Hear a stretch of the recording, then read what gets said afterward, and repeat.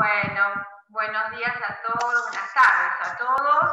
Y a Fernando y a Gracielita, hola a todos. Vamos a dar comienzo a una nueva actividad del capítulo de Psiquiatría Infanto-Juvenil de la Asociación Argentina de Psiquiatras. El tema que nos convoca hoy es un tema realmente muy específico de la psiquiatría infanto-juvenil, donde realmente hemos sido desde el Tobar García casi pioneros en relación... No se te ve, Marcia. ¿No se me ve? No sé No. por qué. No sé. Es porque no me enfoco. A ver, ¿ahora se me ve? Ahí está. Ok, estaba enfocando el otro. Bueno, somos casi pioneros con el uso de la clozapina. Yo entré acá al hospital hace casi 40 años y ya el doctor que estaba en ese momento me daba algunas indicaciones en relación, pero se hizo un trabajo muy interesante desde el hospital con el doctor Roberto Yunes y Fernando Sanz. El doctor Guillermo Joni tiene una amplia experiencia, como decía recién Nicolás, que va a ser quien coordine, con el uso de esta medicación, pero sobre todo con algo que es muy importante, que es todo el tema de los efectos adversos que provoca la clozapina y cómo abordarlos, cómo tratarlos, cómo combinar eventualmente con otras drogas. Así que, doctor Yunes, le paso la corona para que usted haga la apertura y luego comenzamos con la coordinación de Nicolás Másquez. Bueno, para mí es un gran honor que hoy Guillermo Joni estuviera con nosotros. Se nos fue al Borda, no sé qué está haciendo en el Borda, pero... siempre estuve ahí, desde chiquito. Pero que ¿estás en adolescencia o qué? No. Agarro adolescentes, pero de los 15 para adelante, o sea, son casi adultos. O sea que vos abriste el área esa de adolescencia que faltaba. Se debería reabrir en el Borda un área de adolescencia o compartir con el Tobar. La verdad que es una muy buena idea esa, me parece. Sí, esto hace muchos años. Una continuidad de trabajo. Claro, hace años que estamos con esa idea. Claro. Bueno, yo ya no estoy en esa idea porque no estoy ahí, pero bueno, Guillermo, es un placer tenerte con nosotros para hablar de un tema tan controvertido para los niños y adolescentes, de los cuales yo me acuerdo cuando fui a dar el trabajo que habíamos presentado con el doctor San y el doctor, el jefe de internación, ¿cómo, Marcia? Héctor Ramos. Ramos. Y resulta que cuando fui a Estados Unidos a presentarlo, cuando terminé, se me acerca un argentino residente en Estados Unidos y me dice, si yo esto lo tengo que presentar acá, me meten preso, porque no está aceptado por la FDA el darle esta medicación a los chicos. Nosotros tuvimos ese gran aval de Mara, Mara Leviman, creo que era el apellido, que introdujo la clozapina y nos dio la posibilidad de un grupo de laboratorio muy, muy bueno, el cual, si no venía el paciente, se iban hasta la villa o donde viviera el paciente para seguir el tratamiento y tomarle. Entonces, en base a eso, en base a que la clozapina era clozapina y no era un derivado, no era Era la original, además. Claro, era la original. No era copia. No lo aceptaban. Y yo le dije, si a mí no me dan el original, yo no atiendo más con clozapina. Y bueno, fue una lucha, pero en realidad hemos pasado muchas experiencias con la clozapina y es un gran gusto tenerte, Guillermo, acá. Bueno. Así que adelante, te escuchamos. Bueno, voy a abrir...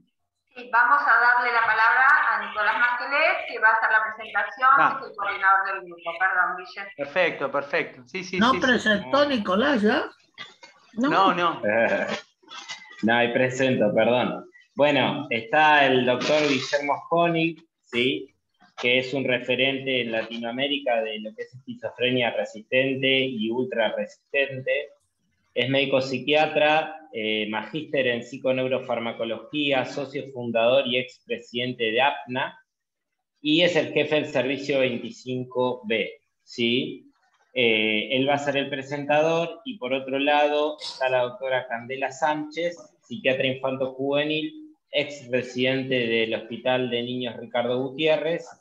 Actualmente está en el Hospital Regional de Río Grande y el Provincial de Tierra del Fuego.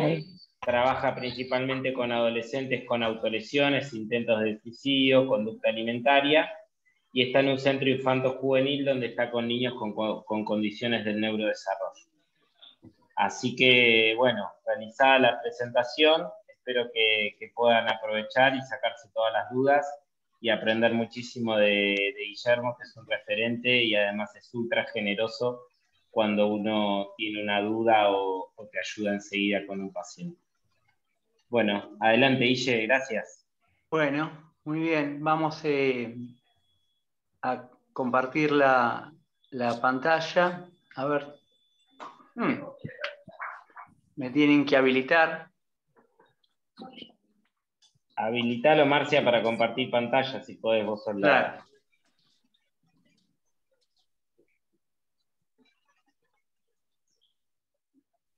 ¿Ya está? Sí. No. ¿No? Espera. A ver, segundo. Ahora en el aire. Sí, ya está, ya puedes compartir. Bueno. Buñuelitos, eso. Sí, perfecto.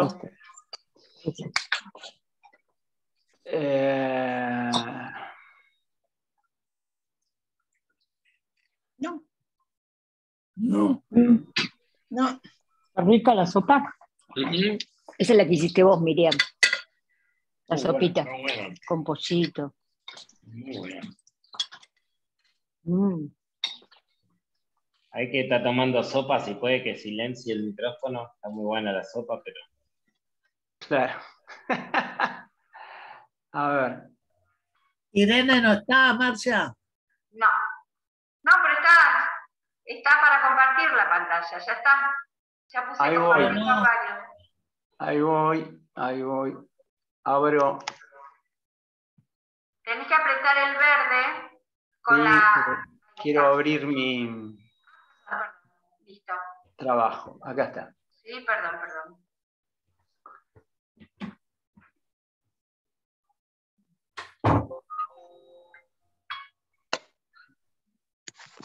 Ahí va.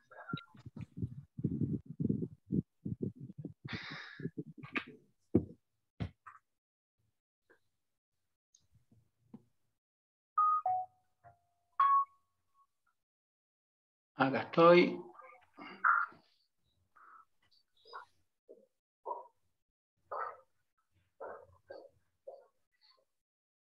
Compartir. Acá. Esto. Ahí está, ahí arrancó. Ahí está. Muy bien. Y ahí arrancamos. Ahí arrancamos. Bueno. La idea es hablar de clozapina y los efectos adversos.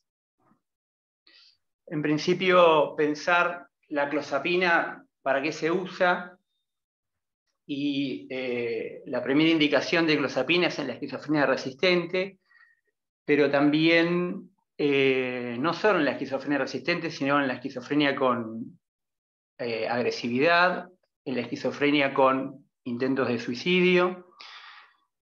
Está demostrado que la clozapina en la esquizofrenia con abuso de sustancias es la droga más eficaz para disminuir el craving. La clozapina también está aprobada para dar en esquizofrenia con severos síntomas extrapiramidales que no funcionaron con otros atípicos. También para la psicosis en Parkinson, aunque fue desplazada últimamente por la quetiapina. Y también off-label, o sea, por fuera de la aprobación de la FDA, está aprobada en trastorno bipolar resistente, sobre todo en trastorno bipolar que no responden a otros tratamientos.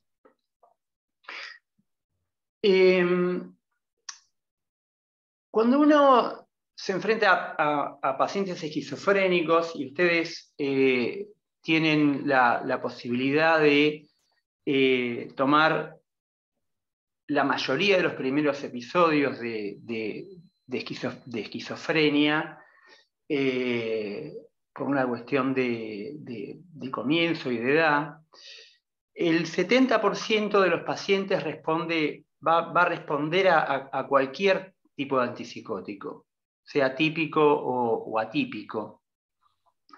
Pero hay un 30% de esos pacientes que va a ser resistente al tratamiento. Y lo que está demostrado es que la resistencia al tratamiento, el 84% de los pacientes es resistente al tratamiento desde el primer episodio esquizofrénico. O sea, que ustedes cuando vean un paciente por primera vez, hay un 24% de probabilidades de que ese paciente sea resistente al tratamiento desde que ustedes lo ven.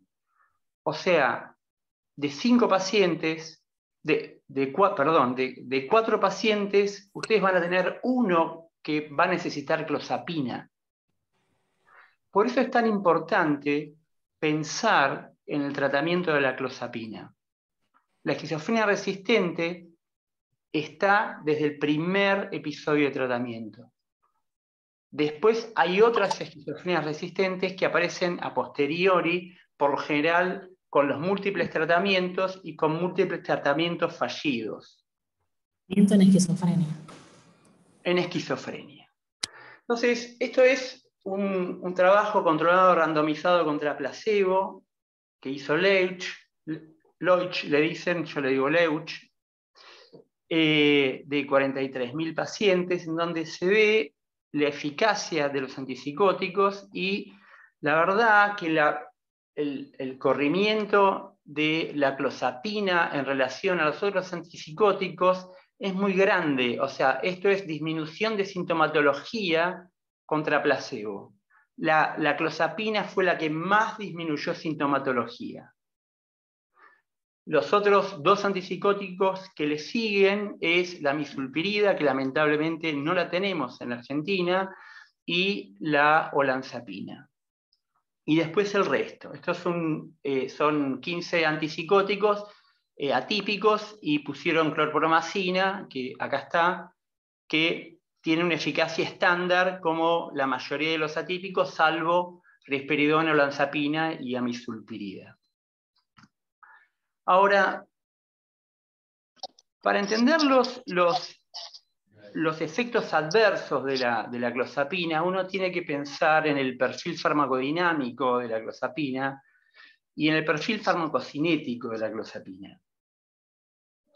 La clozapina fue el primer atípico que apareció y en realidad es un atípico viejo porque apareció en el 59, o sea, un año después que la clorpromazina. Se empezó a usar en el 71, se sacó en el 75 por la aparición de casos de neutropenia y granulocitosis, con 8 fallecimientos, y se reintrodujo después de los trabajos de Kane en el 89.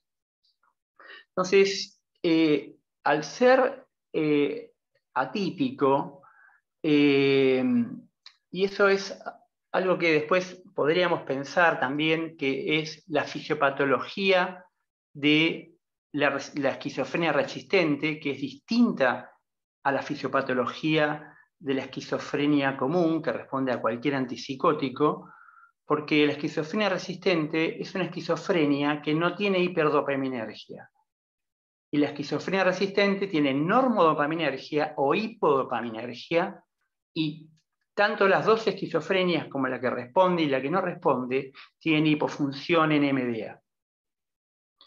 Entonces, cuando uno ve el perfil farmacodinámico de la clozapina, es un débil antagonista de 2, o sea, es 50 veces menos antagonista que el alopidol, tiene una ocupación mesolímbica de entre el 40 y el 60% cuando uno lo da en dosis terapéuticas, y tiene en forma tan débil al receptor D2 que es desplazado por la dopamina endógena. La dopamina endógena desplaza a la clozapina.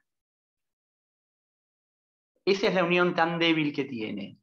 Y tiene una afinidad decreciente en receptores, tiene mayor afinidad de 4, después de 1, de 5, de 2, de 3, y cuando uno evalúa familias de receptores, hay 2 familias de receptores en los receptores dopaminérgicos, la familia de 2, de 3 y de 4, que es una familia inhibidora del AMP cíclico, y la familia de 1 y 5, que aumentan el AMP cíclico.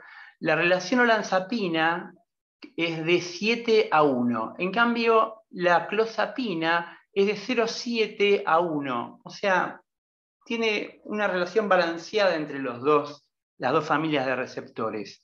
El antagonismo 5-HT2A, la verdad que es muy fuerte y es igual que otro atípico, y es 30 veces más fuerte que el antagonismo que tiene con el receptor D2. Otra característica de la esquizofrenia, de la clozapina, es que es agonista parcial 5-HT1A. Este agonismo parcial 5-HT1A le va a dar a la clozapina características ansiolíticas, sedativas, y también, como todos los antipsicóticos atípicos que son antidepresivos, tiene características antidepresivas. El agonismo parcial 5-HT1A le da esas características. Después tiene una alta afinidad muscarínica, y después esto nosotros lo vamos a ver en los efectos adversos. Tiene una alta afinidad anti-alfa-1 adrenérgico y antihistaminérgica histaminérgico 1.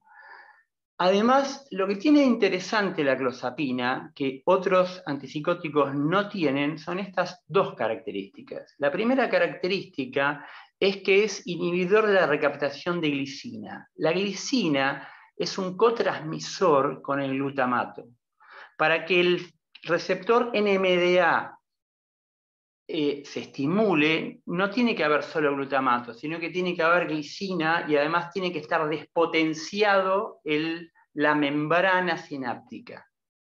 Entonces, al inhibir la recaptación de glicina, hay más disposición de glicina para que el receptor NMDA funcione mejor. Y otra característica de la clozapina es que su metabolito activo, que es la norclozapina, la desmetilclozapina, es agonista muscarínica. Al ser agonista muscarínica, aumenta la funcionalidad de NMDA, porque despolariza la membrana y ayuda a que el receptor NMDA sea activado. Ahora, la farmacocinética de la clozapina es interesante tenerla en cuenta, más que nada para la dosificación y cómo uno puede utilizar la clozapina. Los ingleses la dan 2 veces por día. Nosotros, por lo general, tenemos la costumbre de darla 3 veces por día. Más que nada para evitar efectos adversos y repartir la dosis durante el día. Es completamente absorbida en forma oral, no se modifica con las comidas, tiene alto primer paso hepático como la mayoría de los antipsicóticos, tiene una baja biodisponibilidad, el pico plasmático lo hace entre la primera y las 4 horas, y tiene una vida media de entre 12 y 16. La norclozapina tiene una vida media más larga, o sea, de alrededor de 24 horas. Y el estado estable de la droga en plasma se logra después alrededor de los 7 días. El 95% va a estar unido a proteínas plasmáticas, y lo importante es ¿quién se va a ocupar del metabolismo de la clozapina? Porque ahí nosotros vamos a tener un montón de interacciones que realmente hay que tener en cuenta. El CYP1A2 es el que tiene el rol más significativo en la metabolización de la clozapina y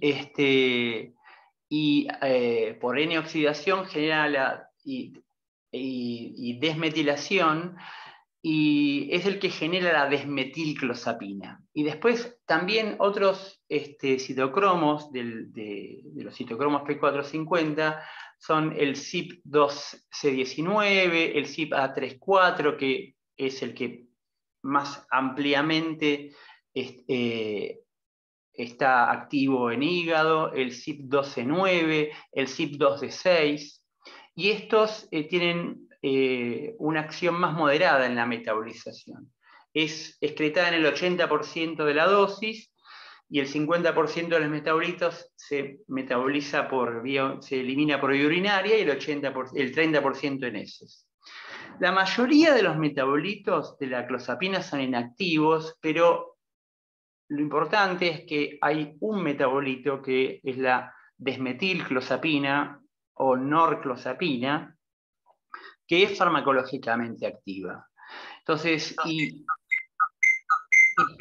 puede llegar a una concentración plasmática en relación a la clozapina de entre el 10 y el 90% de la clozapina administrada. Ahora, si uno tiene en cuenta esta cuestión de metabolización, también va a tener en cuenta las interacciones medicamentosas que va a tener la clozapina. Y eso también va a incidir en los efectos adversos. Porque tener más droga o menos droga, sobre todo tener más droga, va a hacer que haya más efectos adversos. Entonces, la carbamazepina y la fenitoína inducen tanto el CYP1A2 como el CYP3A34 y disminuyen la concentración de clozapina. Igual son drogas que están, uno intenta no dar ni carbamazepina ni fenitoína, porque la fenitoína por la dificultad de metabolización es una droga que tiene muchas interacciones medicamentosas, y la carbamazepina va a producir, puede producir discrasias sanguíneas, y si uno une el efecto adverso potencial de la carbamazepina con el efecto adverso potencial de la clozapina, está aumentando el riesgo a tener una discrasia y a que ese paciente no pueda tomar una droga que pueda ser efectiva. Los alquitranes del cigarrillo son muy importantes porque todos nuestros pacientes fuman, inclusive los adolescentes. Entonces, van a inducir el CYP1A2, que es por donde se metabolizan, y van a disminuir la concentración de clozapina. Eso después lo vamos a ver porque es importante. No solamente para aumentar la dosis de clozapina, sino también es importante cuando uno discontinúa el hábito tabáquico, porque si alguien está fumando y se saca el cigarrillo, lo que va a hacer es a las 2 semanas o a la semana aumentar la concentración de clozapina, y eso puede dar efectos adversos. Y eso uno lo tiene que tener en cuenta. Entonces pueden aparecer convulsiones por discontinuación tabáquica, o puede aparecer una neutropenia por discontinuación tabáquica.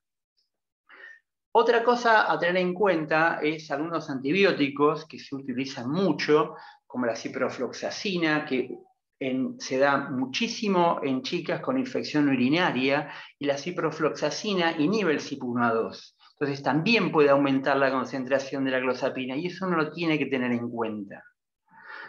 La fluoxetina inhibe el CYP2D6, la paroxetina también. Entonces son IRS que al agregarlos pueden aumentar la concentración de clozapina, tanto como norclozapina. Entonces no se sugiere poner fluoxetina o paroxetina, ni siquiera sertralina, porque la sertralina después de los 50 miligramos también inhibe el CYP2D6. La fluvoxamina, que es una droga que se usa mucho en Europa y acá no se utiliza, también inhibe la metabolización de la clozapina porque inhibe el CYP1A2 y aumenta la concentración de clozapina. Entonces, y como hay que tener en cuenta drogas que pueden suprimir la médula ósea, hay que tratar de evitarlas, la carbamazepina, el clotrimazol, el cloranfenicol, la penicinamida, las sulfonamidas, los antineoplásicos, la pirazolona, que bueno, son drogas que no se utilizan mucho, pero podrían utilizarse y hay que tenerlas en cuenta. Las concentraciones plasmáticas de clozapina,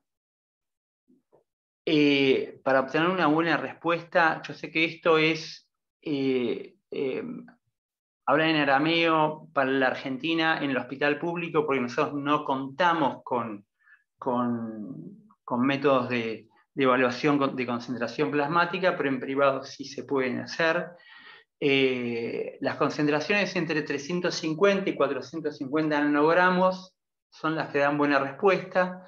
Debajo de los 350 nanogramos por mililitros no hay buena respuesta, hay pobre respuesta, o hay que pensar en baja adherencia.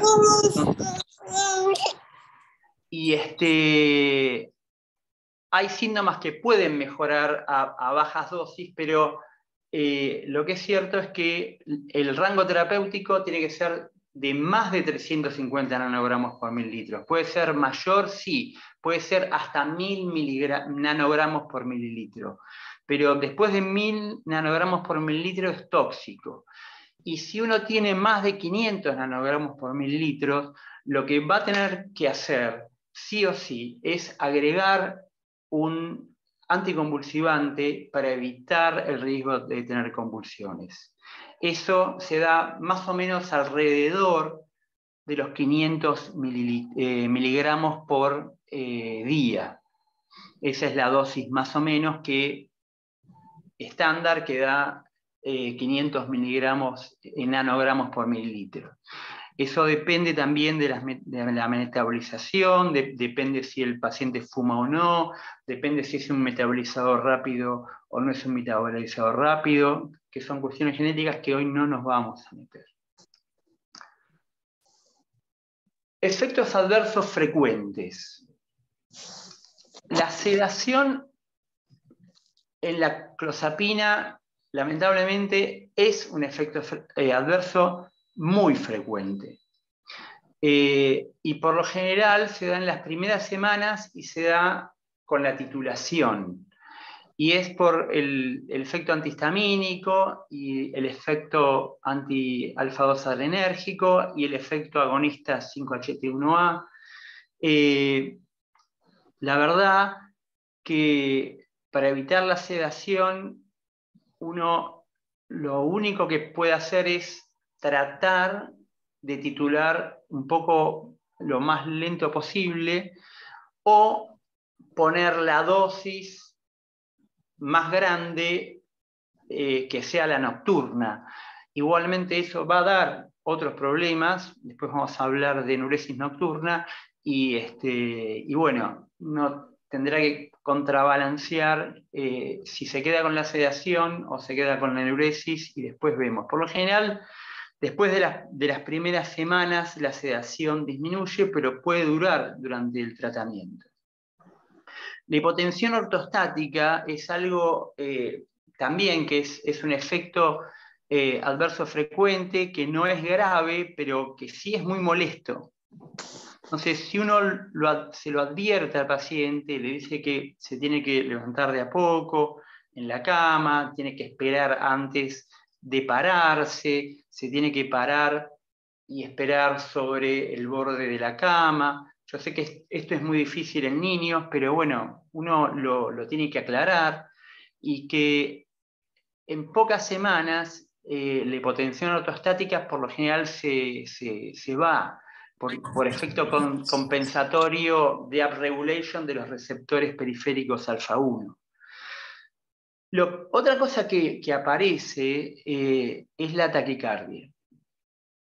Y la taquicardia es muy molesta porque a veces en niños la taquicardia con la hipotensión es secundaria a la hipotensión ortostática, aparecen palpitaciones y es inevitable que se lea como trastorno de ansiedad, o inclusive hay pacientes que tienen trastorno de ansiedad y esquizofrenia. La comorbilidad de los trastornos de ansiedad con esquizofrenia son de alrededor del 10%, o sea, el 10% de los esquizofrénicos tiene trastornos de ansiedad. Lo que pasa es que nosotros no abrimos el ojo a eso o no le damos importancia, pero son trastornos de ansiedad en esquizofrenia, y la taquicardia puede aumentar el trastorno de ansiedad. Pero bueno, esto se va en las primeras semanas de tratamiento. Lo que sí hay que tener en cuenta y abrir mucho el ojo es que cuando hay taquicardia, si hay taquicardia, hay dolor de pecho, hay fiebre, lo que hay que pensar es en miocarditis o pericarditis. Si uno no piensa en miocarditis, nunca lo va a encontrar y va a tener un paciente con miocarditis y va a fallecer en un tratamiento con esquizofrenia, cuando en realidad ese paciente podría evitar el fallecimiento suprimiendo la medicación. Pero para eso hay que estar atento a que si hay taquicardia, hay fiebre, hay eosinofilia, hay cambios en el electrocardiograma y hay aumento del PCR y la troponina, bueno, eso es una miocarditis. Se suspende la medicación y se deriva al cardiólogo, obviamente. Pero la taquicardia es extremadamente común y es compensatoria la hipotensión que genera la clozapina. Un efecto adverso muy común y que uno lo desestima es la constipación. Y la constipación se produce en un tercio de los pacientes, el 28% de los pacientes tiene constipación con clozapina, sobre todo por el efecto adverso antimuscarínico que tiene. Y la constipación lo que puede llevar es a generar un bolo o generar ni siquiera un bolo y generar un hilio paralítico. Y si uno tiene un paciente con un hilio paralítico, el hilio paralítico tiene una mortalidad del 25% de los casos. O sea, si uno piensa en la mortalidad de la neutropenia, es 1 en 10.000. Y la mortalidad por constipación por hilio paralítico es del 25%. O sea, nosotros tenemos que tener una conducta activa en relación, primero a preguntar, a hacer una amnesis de la catarsis y de la motilidad intestinal y de la frecuencia intestinal y de la modalidad de la materia fecal que tienen los pacientes. Nosotros como psiquiatras debemos preguntar activamente si fueron al baño, no fueron al baño, cuántas veces por semana van al baño, si la materia fecal es dura, si la materia fecal tiene forma, si la materia fecal es blanda. Muchas veces hay bolos fecales y diarrea por rebosamiento. Y uno se confunde que tiene diarrea y en realidad lo que está teniendo es un bolo y diarrea por rebosamiento. Entonces, uno tiene que estar tener muy presente esto. Entonces, para eso la conducta activa es, uno tiene que cambiar hábitos alimentarios, uno tiene que incorporar fibras a la dieta. Yo sé que esto es muy difícil en chicos, pero bueno, es psicoeducación con los padres y con las madres. Tienen que incorporar vegetales. Acá, salvado de trigo o salvado de avena, esa es la grieta que tienen los gastroenterólogos y los gerontólogos, que son los que se dedican más a tema constipación. El salvado de trigo es más irritativo y el salvado de avena genera más volumen. Hay que generar cambios en la flora intestinal. Uno puede dar lactobacillus, también puede incorporar yogur. Inclusive uno en la dieta del hospital debe exigir que le den yogur a los chicos. tiene que aumentar la ingesta de líquidos matinales para que aumenten el volumen y las ganas del reflejo gastrocólico y que puedan ir al baño. Y si uno tiene que indicar algún tipo de laxante, lo que se indica es laxantes de preferencia osmótica, por lo general el polietilenglicol. Uno trata de evitar la vaselina. La vaselina en forma crónica es absolutamente deleteria para la flora, para la mucosa intestinal y no hace bien. Entonces, la constipación es algo que uno tiene que tener en cuenta cuando da clozapina.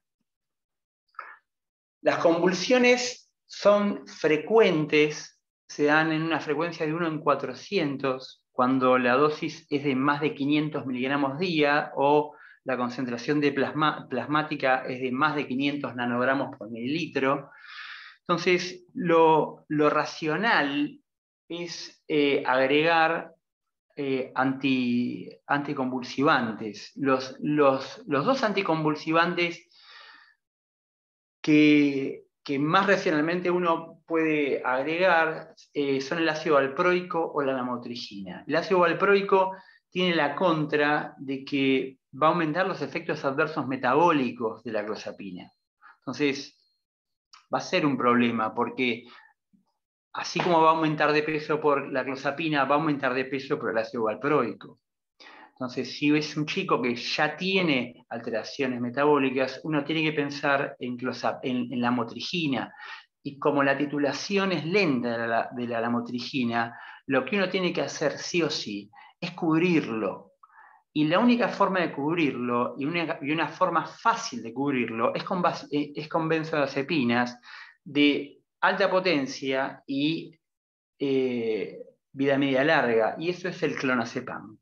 Entonces, cuando uno da lamotrigina y va a tardar un tiempo en titularla y llegar a 200 miligramos, si uno lo hace bien son 8 semanas, si uno lo hace rápido es un mes, tiene que cubrir a un paciente con benzodiazepinas. Lo que no hay que hacer es dar en forma concomitante ácido valproico y lamotrigina, porque el ácido valproico aumenta dramáticamente la concentración de la lamotrigina. Lo que no está recomendado tampoco es dar topiramato. El topiramato da mucha sedación, muchísima sedación y confusión. Entonces, la verdad, sí, puede bajar 2 kilos de peso, pero voy a tener un chico con muchísimas más alteraciones cognitivas, le va a costar mucho más socializar, le va a costar aprender.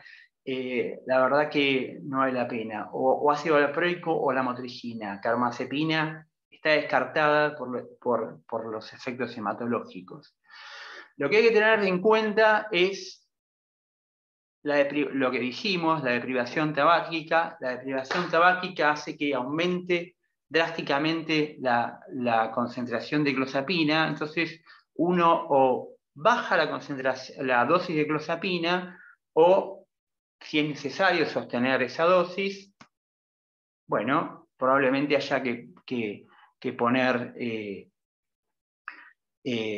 un anticonvulsivante. Y otra cosa que puede pasar, que es frecuente, que cuando hay deprivación tabáquica y hay aumento de la concentración de la clozapina, lo que puede haber es un cuadro de neutropenia. Entonces, si uno no tuvo en cuenta eso, está haciendo que una persona que le está yendo bien con un tratamiento con la clozapina no pueda tomarlo más en la Argentina. Porque en la Argentina, cuando hay neutropenia y hay que suspender el tratamiento, no se puede,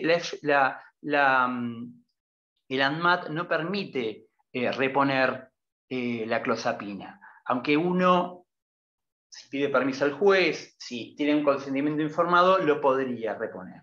Otras cosas que hay que tener en cuenta son los CIRS y la ciprofloxacina, como dijimos anteriormente. Ahora, hablemos del aumento de peso corporal. La clozapina, en las primeras 3 semanas, tanto como la olanzapina, aumenta un 7% del peso corporal. El aumento de peso corporal se da sobre todo en las primeras 6 semanas. El aumento de peso de las primeras 6 semanas es equivalente al aumento de peso que se da en los primeros, de las 6 semanas a los 6 meses. O sea, entonces uno tiene que tener una conducta activa en relación al aumento de peso desde el principio del tratamiento. No hay que esperar a que aumente el peso y después hacer una conducta activa en relación a los hábitos alimentarios. La ganancia de peso puede ser entre 1 y casi 10 kilos. Esto es 34 estudios randomizados controlados de 2.700 pacientes de 3 semanas a 1 año de duración. Y por lo general, el aumento de peso se vincula a síndrome metabólico. En este metaanálisis de Mitchell de 2013, los pacientes con síndrome metabólico que tomaban clozapina era el 50% de los pacientes. O sea,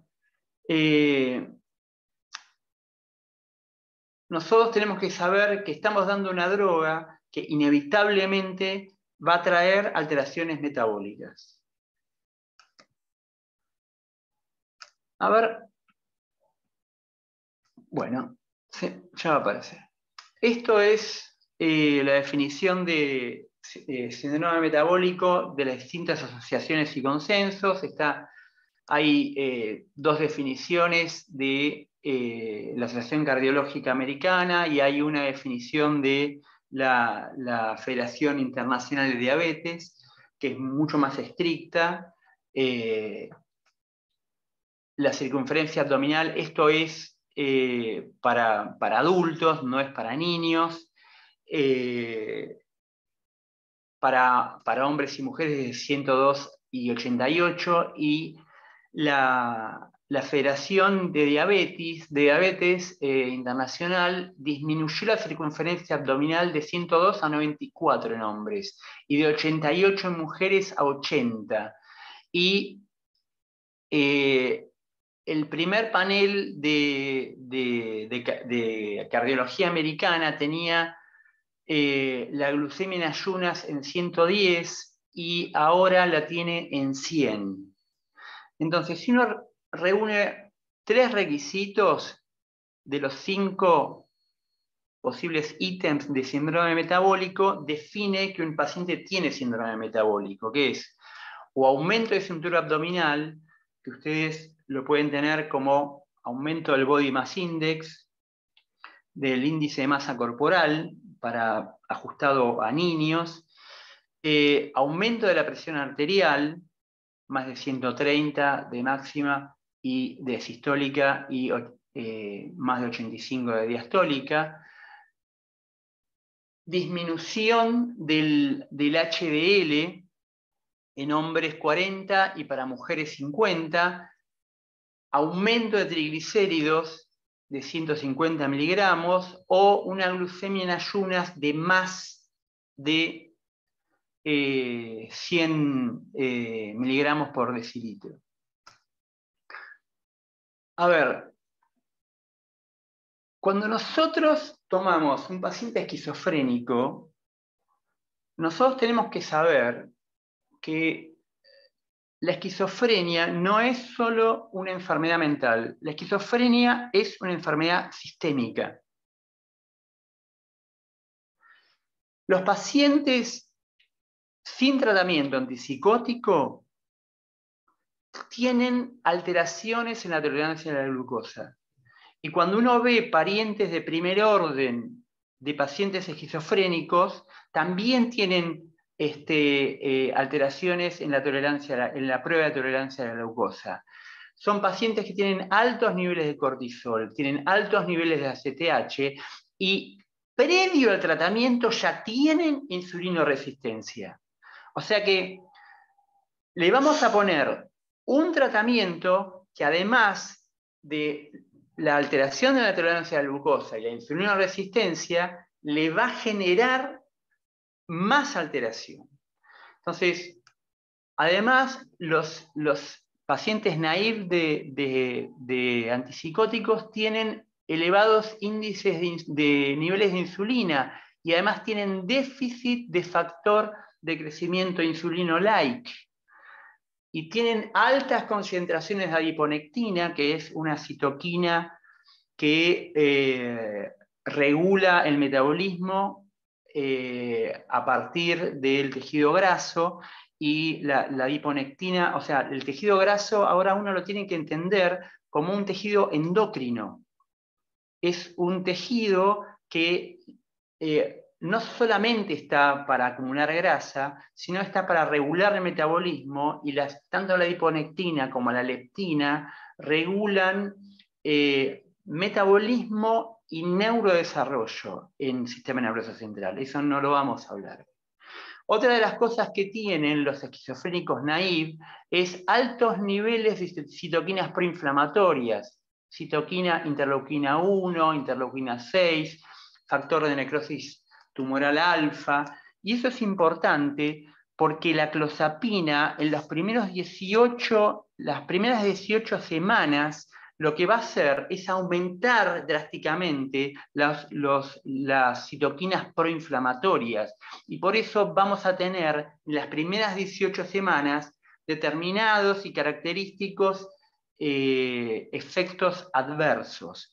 Después de las 18 semanas, como todos los antipsicóticos, disminuye las citoquinas inflamatorias y como todos los atípicos, aumentan las citoquinas antiinflamatorias.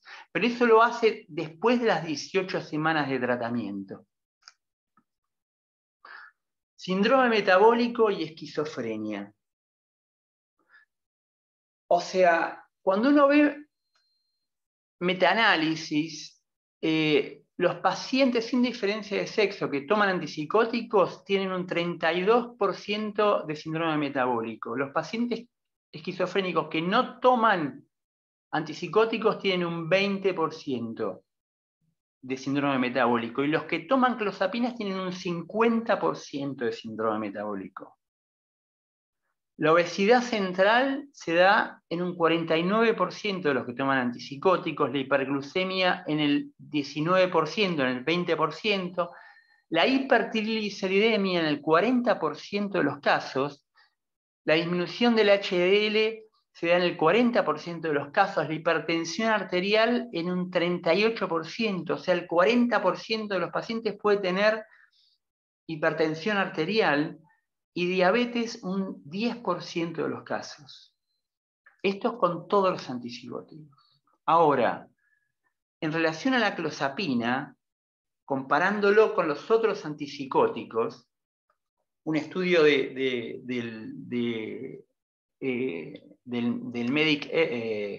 Medicaid, que es un sistema nacional de medicación en Estados Unidos, la clozapina tiene un riesgo relativo de 1,63, o sea, de 63 veces más de producir diabetes que otros antipsicóticos. O sea, produce diabetes en el 2,8% contra el 1,4% de los casos con los otros antipsicóticos. La hiperlipidemia tiene un riesgo relativo de 1,40, o sea, 40 veces más de producir hiperlipidemia que con otros antipsicóticos. Y algo que es importante es que la hiperlipidemia, o sea, la hipertrigliceridemia, puede aparecer sin obesidad. O sea, ustedes pueden tener un paciente delgado y además con hipertrigliceridemia. O sea, que cuando uno da clozapina, inevitablemente siempre tiene que ir a buscar dislipidemia, aunque no haya aumento de peso. Inclusive la hiperglucemia o la insulinoresistencia también es independiente de la ganancia de peso. Hay pacientes sin aumento de peso que tienen hiperglucemia e insulinoresistencia. La diabetes tipo 2, el riesgo relativo de producirla contra otros antipsicóticos es de 45 veces más.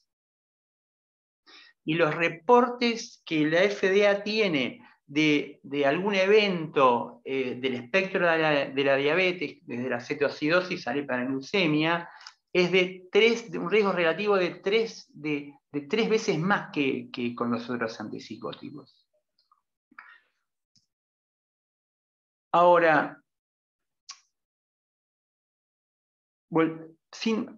ahora vamos a hablar de hipertensión arterial, pero cuando uno da clozapina, uno tiene que hacer una medición basal de el metabolismo de glucemia, de hemoglobina glicosilada, una medición basal de triglicéridos, de colesterol, de función hepática. Tiene que tener una medición basal de electrocardiograma. Y los índices metabólicos y el peso, al mes uno lo tiene que medir de vuelta, y a los 3 meses lo tiene que medir de vuelta, y recién a los 6 meses lo tiene que medir de vuelta. Pero en los primeros 3 meses uno tiene que tener una conducta extremadamente activa en relación a la disregulación metabólica. Pasando a la hipertensión arterial. La hipertensión arterial, contrariamente a lo pensado, porque genera mucha hipotensión la clozapina. La clozapina es el antipsicótico que más hipertensión arterial provoca. Y eso hay que tenerlo en cuenta. Entonces, nosotros le tenemos que tomar la presión arterial a nuestros pacientes. Los psiquiatras nos tenemos que acordar de que somos médicos. Primero somos médicos y después somos psiquiatras, especialistas en psiquiatría. Y la psiquiatría cada vez está más implicada en la clínica médica. Entonces, por lo general aparece en las primeras 4 semanas de hipertensión. Y aparece en el 27% de los casos contra un 17% de la población general. Entonces hay que hacer un control basal, un control semanal el primer mes, y después hay que hacer un control mensual de la tensión arterial. La prolongación del QT, la verdad que en relación a otros antipsicóticos, uno tiene que hacer un electrocardiograma de base y hacer otro al mes o cada vez que uno aumenta la dosis. Tiene bajo efecto de prolongar el QT. O sea, tiene mucho más efecto de prolongar el QT el alopidol que la quetiapina, que la clozapina, perdón. Estos dos efectos son efectos adversos frecuentes, que no son graves, pero que la verdad que son extremadamente molestos. Uno es la hipersalivación. La hipersalivación se sostiene en los primeros meses, por lo general después se va, pero la verdad que puede persistir. Y es problemática a la noche. Hay quejas de los pacientes y quejas de las madres de los pacientes que se despiertan con la cama toda mojada, con la almohada mojada, de la gran hipersalivación que tuvieron. A veces hay que poner una toalla en la almohada para bancar la hipersalivación. y la verdad que es un problema porque puede dar una complicación que es la neumonía por aspiración. Entonces uno también tiene que estar atento a que pueda haber neumonía por aspiración, por hipersalivación. Entonces, una de los posibles tratamientos es dar soluciones o buches anticolinérgicos. La verdad que los buches anticolinérgicos lo único que hacen es generar cierta sequedad bucal cuando uno se los hace, pero después la salivación continúa. Y la verdad que la hipersalivación no es solamente por efecto antimuscarínico. Tiene, cuando uno ve, hay efectos que tienen que ver con receptores benzodiazepínicos metabotrópicos.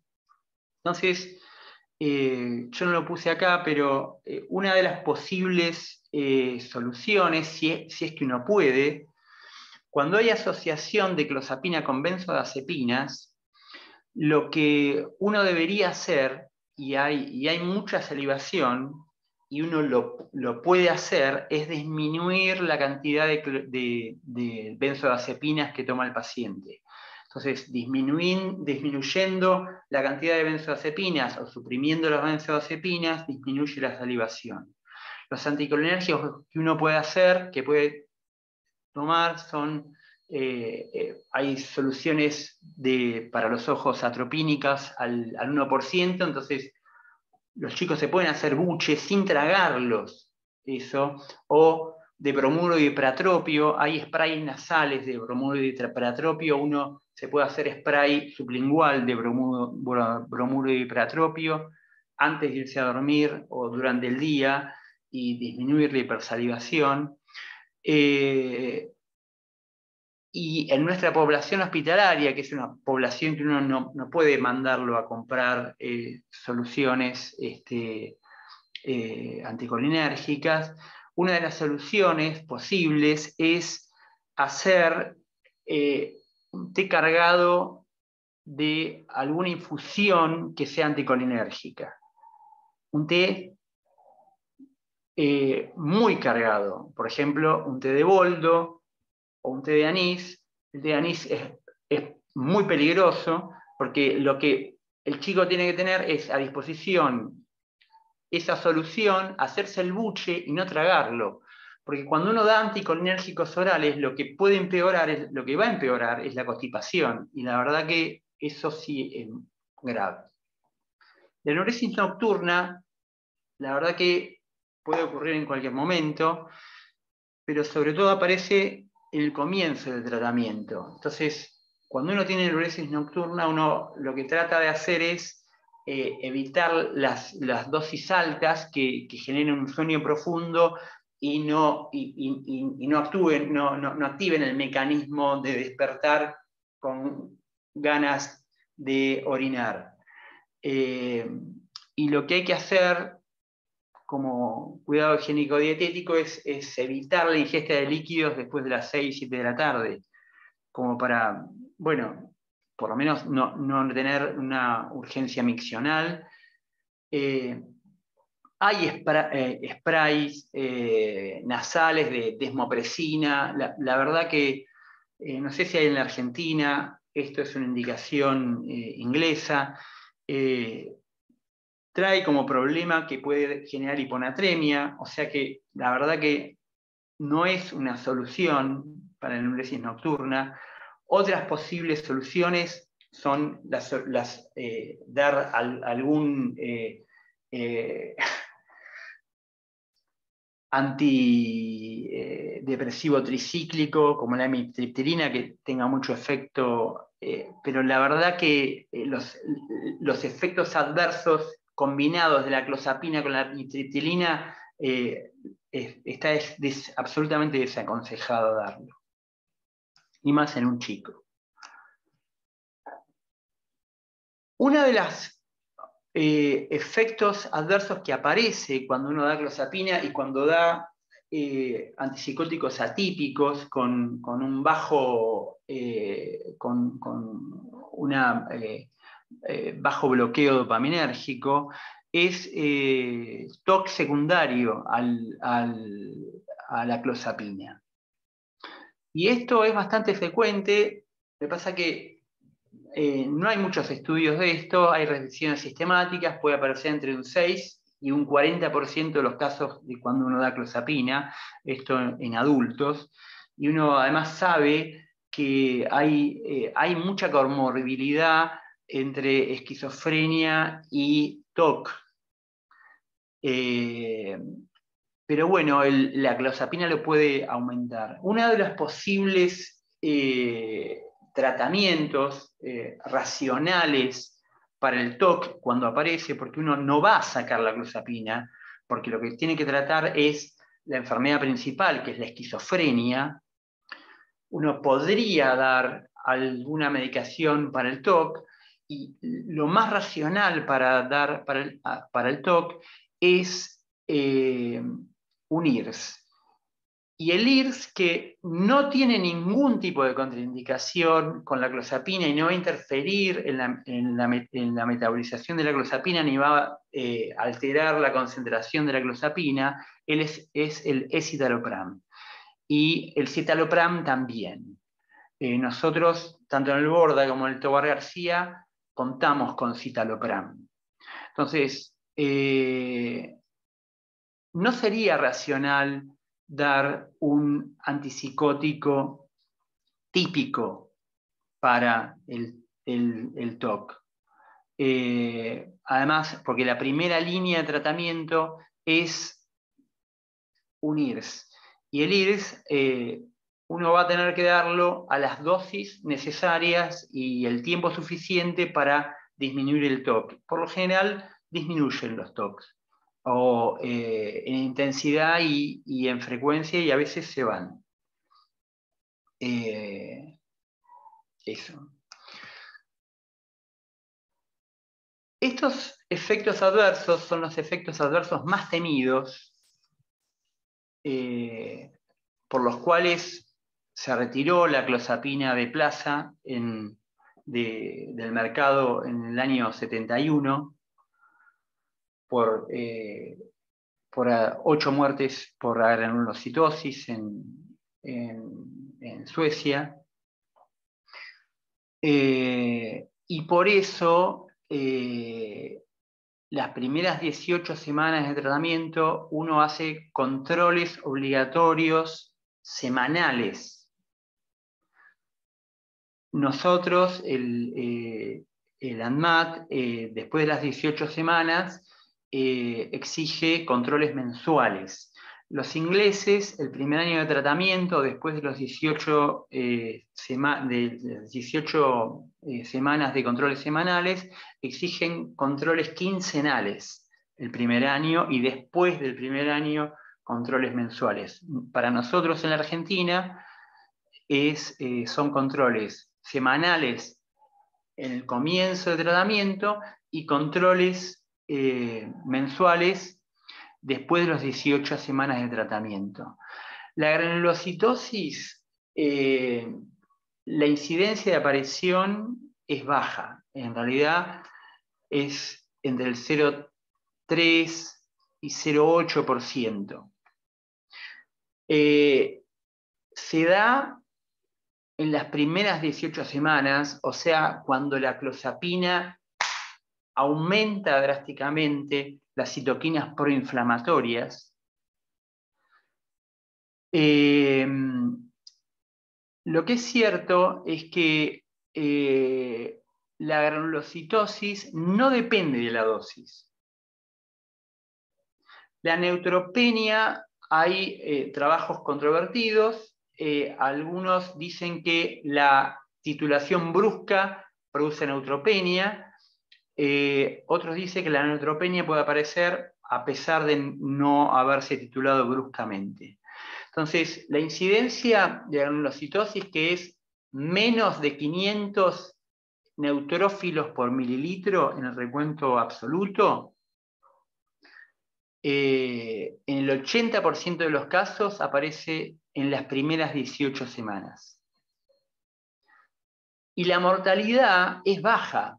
Tiene una mortalidad, si uno lo descubre, entre de 1 en 10.000.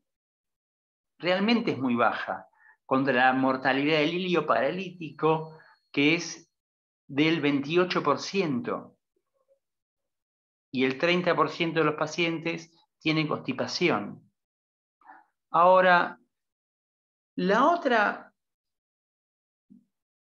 otro efecto adverso que puede aparecer, que es la neutropenia, que es, bueno, yo acá puse menos de 500, en realidad es menos de 1500, menos de 1500 neutrófilos por mililitro. Es bastante frecuente de aparición. Si uno piensa, el neutrófilo es una célula que está predispuesta a la muerte celular programada. Y no solo que está predispuesta a la muerte celular programada, sino que se activan todos los mecanismos de muerte celular programada en los neutrófilos para activar la respuesta inmune inespecífica. Se activa con aumento de citoquinas proinflamatorias y con aumento de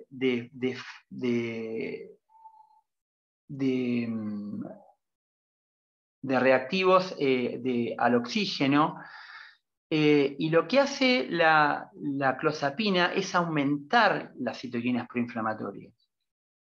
Entonces, a veces cuando uno aumenta muy rápidamente la titulación, puede hacer que aparezca una neutropenia y embroma un tratamiento y una posible buena respuesta de ese tratamiento. En la Argentina no se puede reinstaurar la clozapina, salvo que uno pida autorización al juez si ese paciente está internado. El ANMAT dice que ante una solicitud, dicen que ellos no autorizan ni desautorizan, está ese protocolo, y que si uno como médico quiere tomar el riesgo, lo puede hacer. Entonces, por lo general, si hubo una neutropenia, se puede reintroducir la clozapina, porque la reintroducción de la clozapina cuando hay neutropenia en el 70% de los casos es exitosa. Cuando hay agranulocitosis, solamente es exitosa la introducción de la clozapina en el 20% de los casos, o sea que en el 80% de los casos va a aparecer una nueva agranulocitosis. O sea, si hay agranulocitosis, uno no debe reintroducir la clozapina. Si hay una neutropenia, uno puede reintroducir la clozapina. Cuando se activa el protocolo de que aparece una neutropenia, uno debe suspender la clozapina y se debe dar factores de estimulación de colonia. Por lo general, y uno debe estar dentro de un protocolo cuando da clozapina, el laboratorio que está a cargo de ese protocolo se ocupa de dar el factor de estimulación de colonia, sobre todo cuando uno está en protocolos dentro del hospital. Y cuando aparece una discrasia sanguínea, uno tiene que consultar al hematólogo.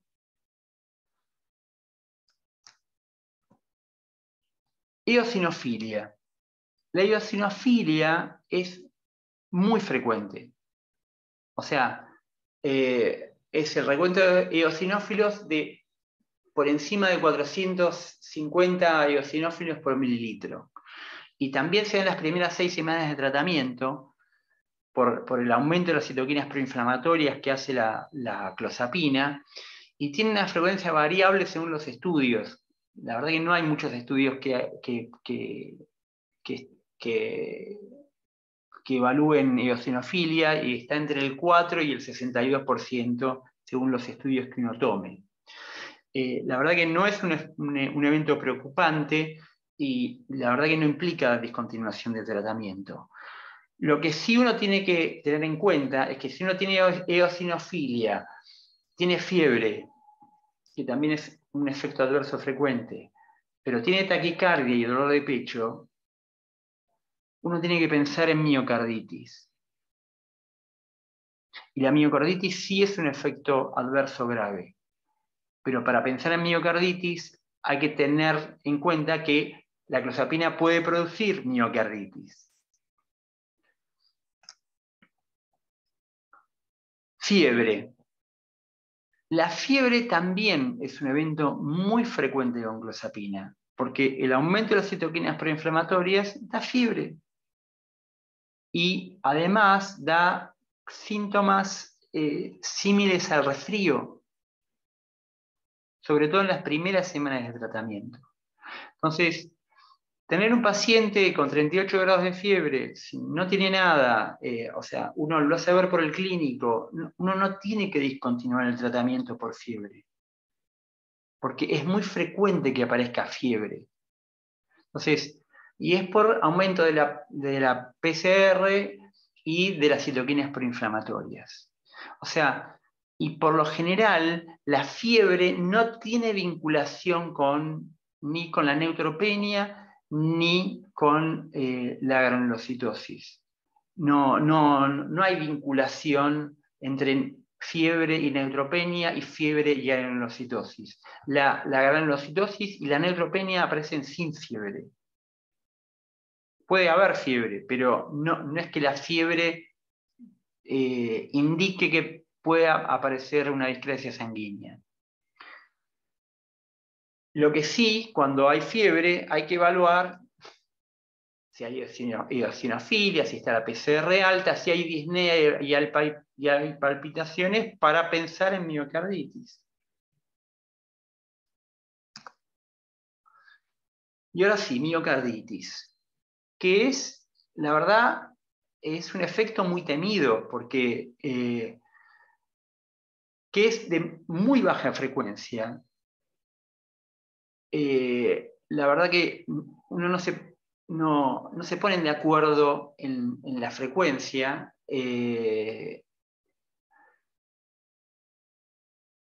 Por ejemplo, los australianos dicen, ellos tienen más eventos de miocarditis que otros países, y tienen más mortalidad por miocarditis que en otros países.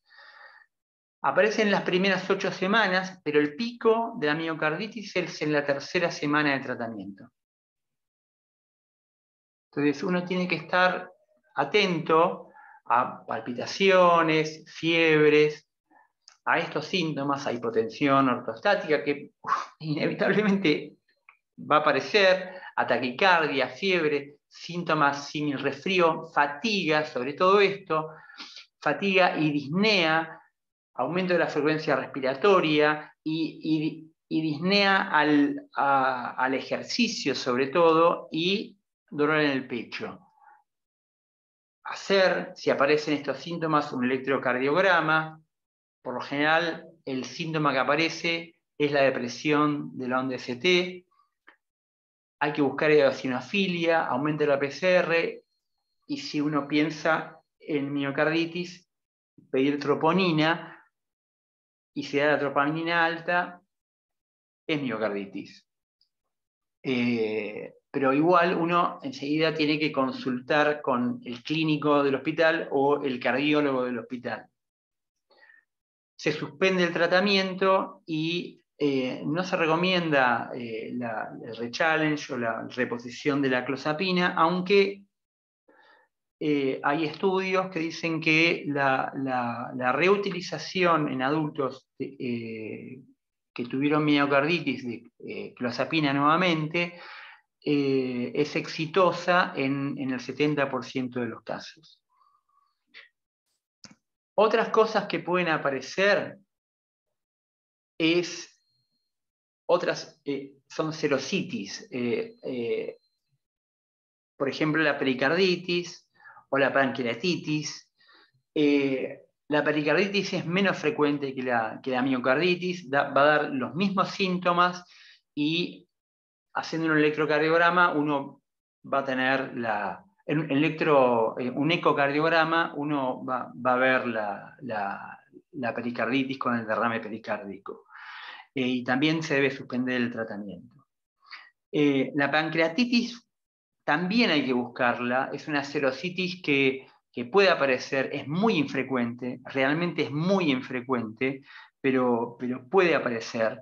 Entonces, uno no encuentra lo que no sabe, pero si uno lo tiene en cuenta, puede aparecer. Entonces, cuando no está mal pedir de base, cuando uno pide un hepatograma, pedir una amilasa, y cuando uno hace un pedido al mes, también pedir otra amilasa, porque, por lo menos para estar tranquilo, porque la pancreatitis se va a dar en las primeras semanas de tratamiento. El tromboembolismo pulmonar también es un evento que puede aparecer, se da no solamente con la clozapina, se da con muchos atípicos. Esto es por la clozapina, es por el aumento de los factores inflamatorios y se da sobre todo cuando hay anticuerpos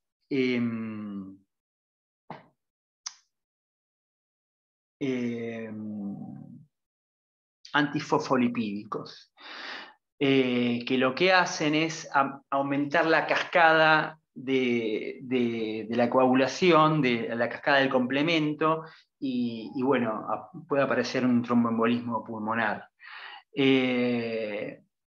La incidencia es baja, es entre 1, acá dice 1 y 200 y está mal, es entre 1 y 2000, o sea, un caso cada 2000 o un caso cada 6000. Es una incidencia baja, pero hay que pensarlo. Si un paciente entra con disnea, dificultad respiratoria, uno tiene que pensar en un tromboembolismo pulmonar. La mortalidad es baja, es de 1 en 4500, pero a pesar de ser baja, es 20 veces mayor la mortalidad que en la población general. En la población general es muchísimo menor la mortalidad por un tromboembolismo pulmonar. Eso. Muchas gracias y estoy predispuesto a todas las preguntas que me quieren hacer.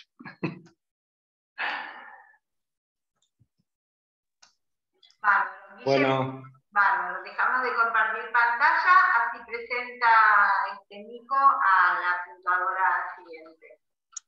Dale. Bueno, antes que nada, gracias Guillermo. Clarísimo todo, me parece que van a haber un montón de preguntas. Y Candela Sánchez, que es la puntuadora. No sé, Cande, si vos querés, comenzar con alguna pregunta, así vamos aprovechando un poco el tiempo que tenemos, unos 40 minutos máximo de Ateneo. Hola, ¿qué tal? ¿Cómo andan? Sí. En principio, bueno, gracias por la invitación y permitirme participar. No te vemos, Cande. ¿No me ven? No, mi amor. Que estoy tan... Ahí está, sí, ahora sí. Hola, Candelita. Es la inanición. Bueno, les no se escucha. ¿No se escucha tampoco? No. Habla fuerte. Voy a hablar fuerte. Ahí estamos bien. Eso. Ok. Proyecto la voz. Les comentaba que me parece interesante que me hayan convocado porque los profesionales que nos hemos formado fuera del Tobar García tenemos otra relación con la clozapina muy distinta que la que tienen Marcia o Nicolás o el doctor, ¿no? Guillermo, porque la verdad es que es de las medicaciones más temidas para los psiquiatras, al menos los infantos juveniles. Entonces, cuando la conversación es sobre los efectos adversos, no sé ustedes, pero a mí se me empieza como a cerrar un poco el pecho. Me da la disnea que estábamos conversando antes. Bueno. Como cuestiones que no sé si a todos les pasa, pero es sí, a todos nos clozapina pasa. y niños y adolescentes y la cantidad de efectos adversos, yo ya empiezo a sudar. En principio, lo que me pareció interesante como para puntuar y tomar nota mental y para también conversarlo entre todos, la relación del efecto antimuscarínico con la constipación, el hilio paralítico, y todos estamos pensando en los glóbulos blancos del paciente y resulta que se nos iba a hacer un hilio paralítico que tiene mayor tasa de mortalidad, ¿no? Esto de explorar activamente el hábito catártico, cosa que no creo que hagamos muchos, por ahí lo preguntamos de un modo como muy superficial y nos quedamos rápidamente con la respuesta de la mamá.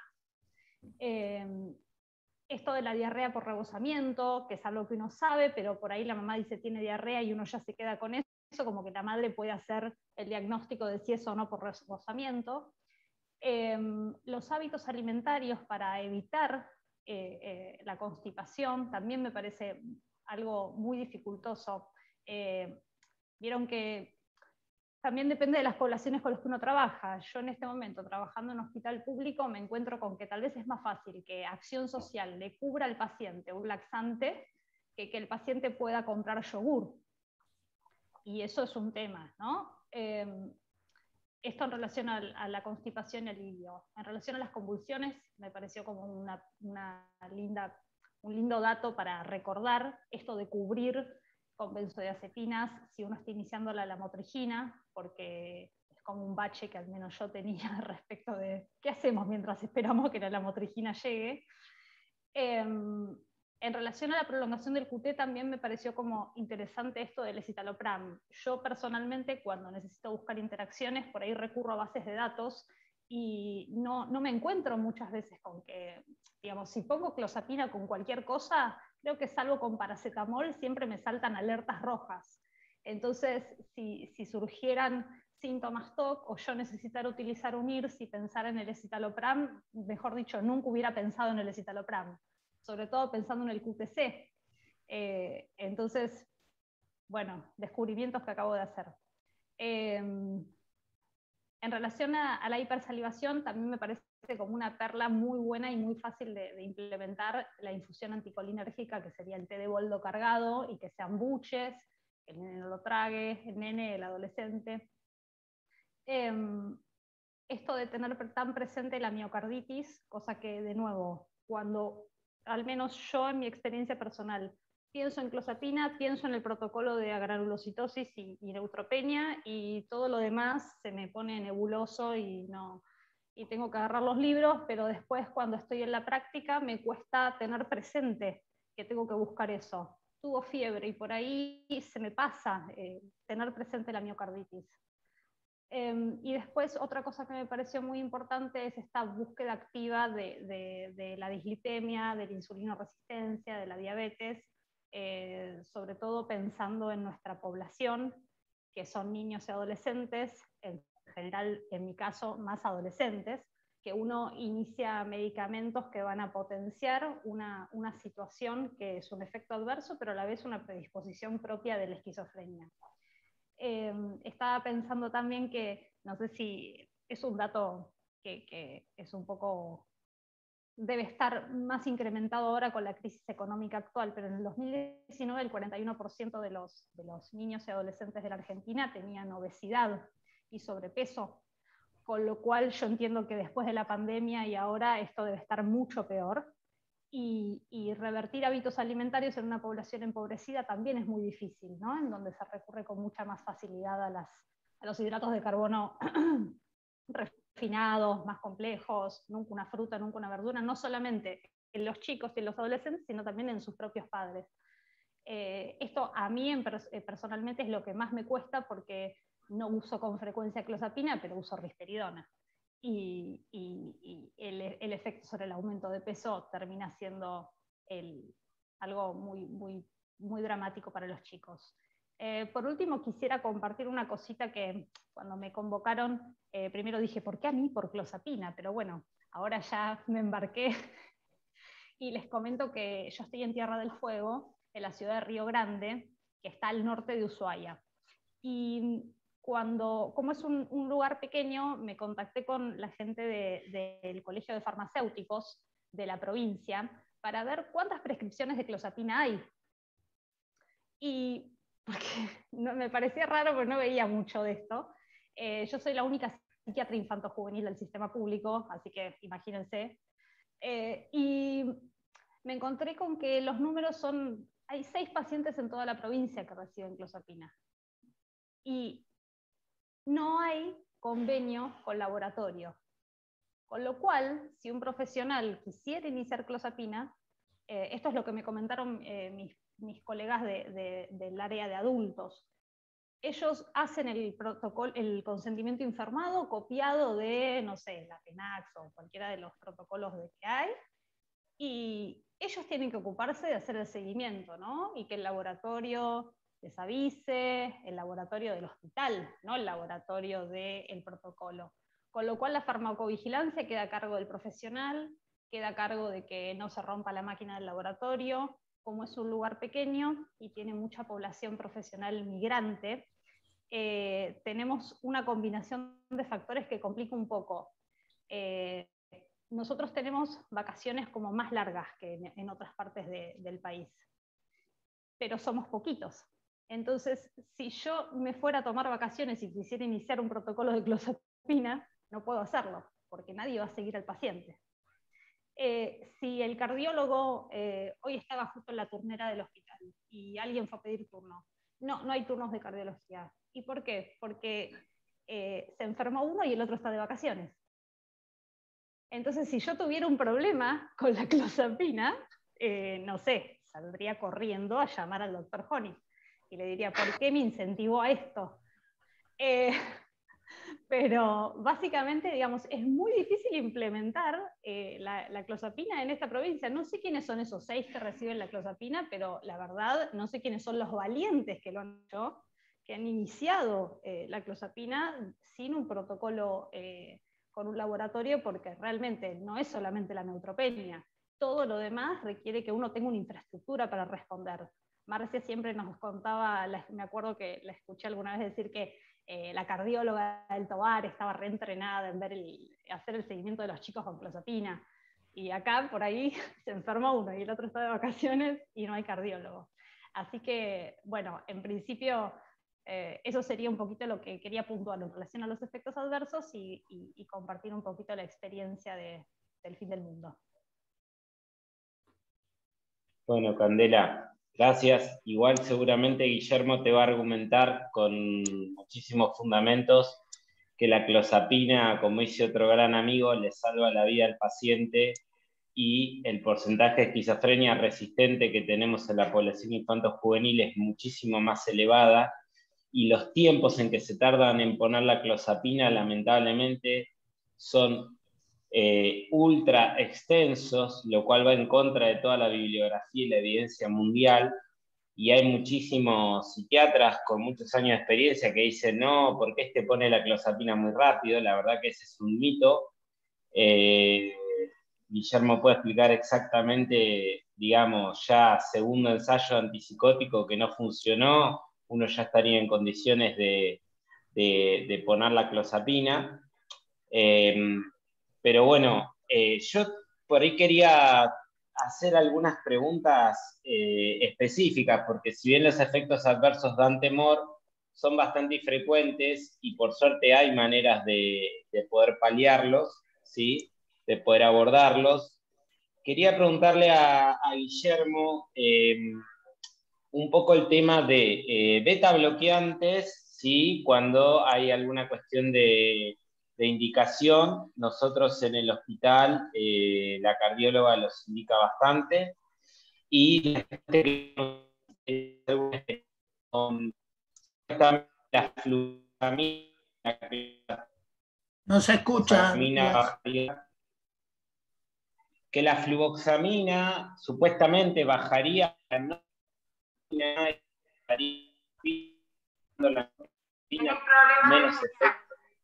Tenés problemas de señal, amor. Pero no es no, debe ser la señal. Ahí se escucha mejor. Sí. A ver. Quería preguntarle a Guise si, bueno, estas 3 preguntas, beta bloqueantes, litio para la neutropenia y fluvoxamina para bajar la norclozapina, que supuestamente sería la que da los efectos metabólicos, y la 4ª, perdón, Guille, liraglutide, que ahora la Saxenda, que está tan de moda, que se está usando en el síndrome metabólico, me han llegado algunos pacientes con clozapina y síndrome metabólico que están con la liraglutida, si tenías algo de info. Bueno, eso quería un poquito... Sí. A ver, bueno, voy a ver si me acuerdo de las 4. Voy a contestar. La primera era beta bloqueante. Y a ver, si un paciente está hipertenso, y sí, es indicación los beta bloqueantes. La verdad que sí. Si tiene fobia social, no.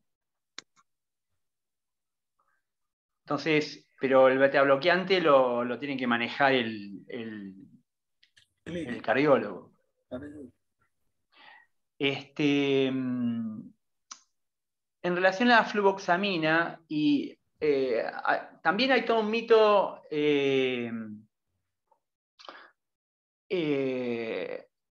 entre respuesta al tratamiento y efectos adversos en relación a la relación clozapina-norclozapina. La verdad que la fluvoxamina, hay trabajos de fluvoxamina para aumentar la concentración de clozapina. La verdad también es que si uno tiene que aumentar la concentración de clozapina, tiene que aumentar la dosis. Porque está... y los efectos adversos van a ser inevitables. La norclozapina tiene algunas características farmacodinámicas distintas. Una de ellas es ser agonista muscarínico. Y que también podrían hacer al efecto. No hay trabajos que, en relación a la efectividad terapéutica, que digan que determinada relación clozapina-norclozapina es más efectiva, o sea, si es más alta la norclozapina o si es más baja o si es más alta la clozapina en relación a la norclozapina.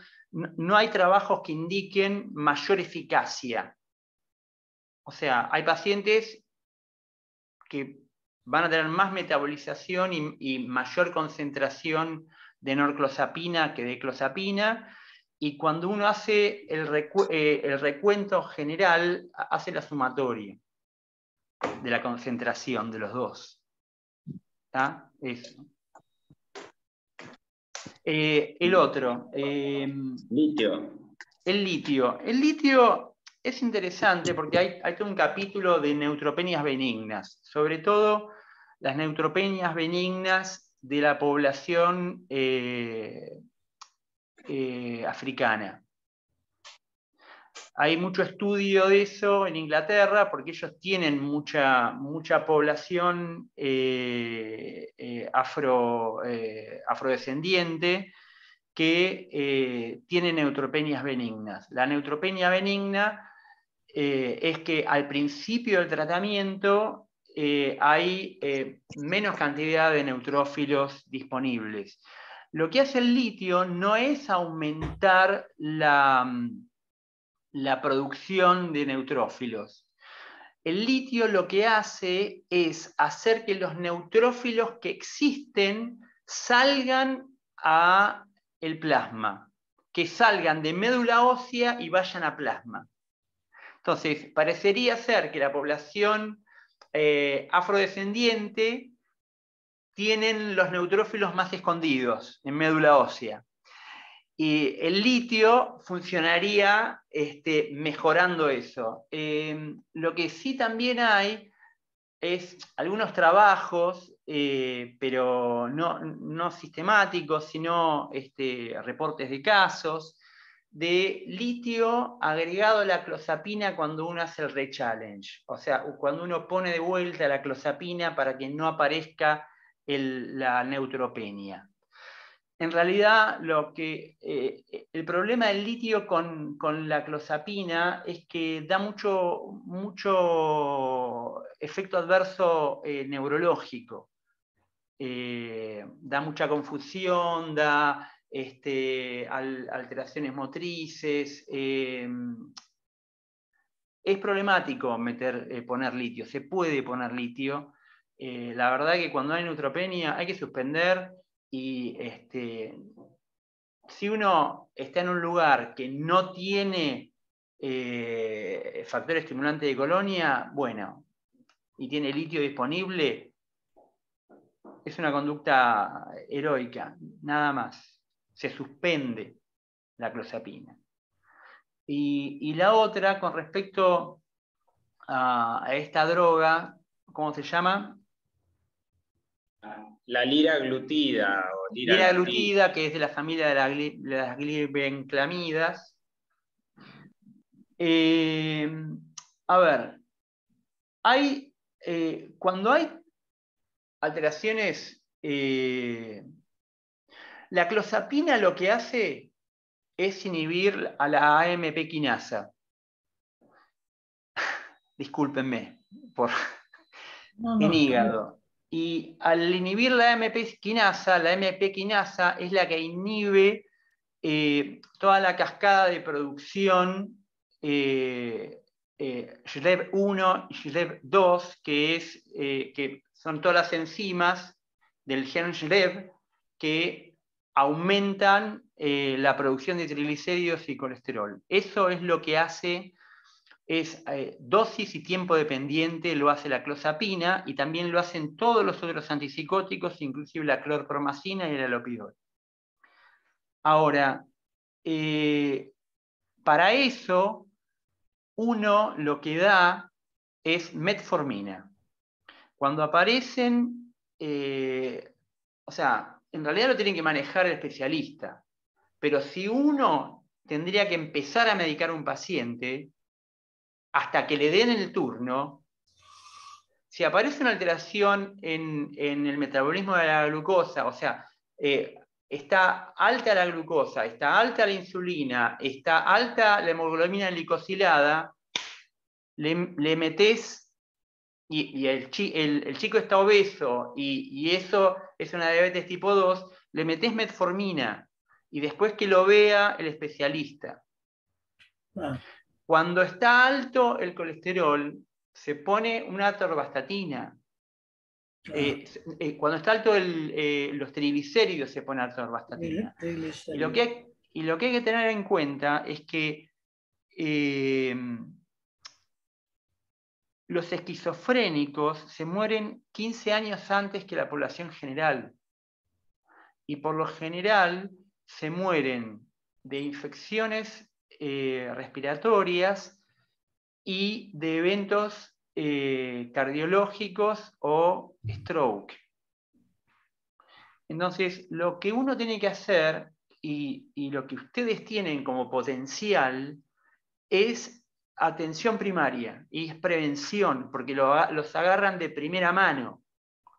Entonces, cuando alguien viene, y es cierto que nuestra población es muy deficitaria en relación a lo cultural de cómo comer y a lo cultural de cómo hacer de comer.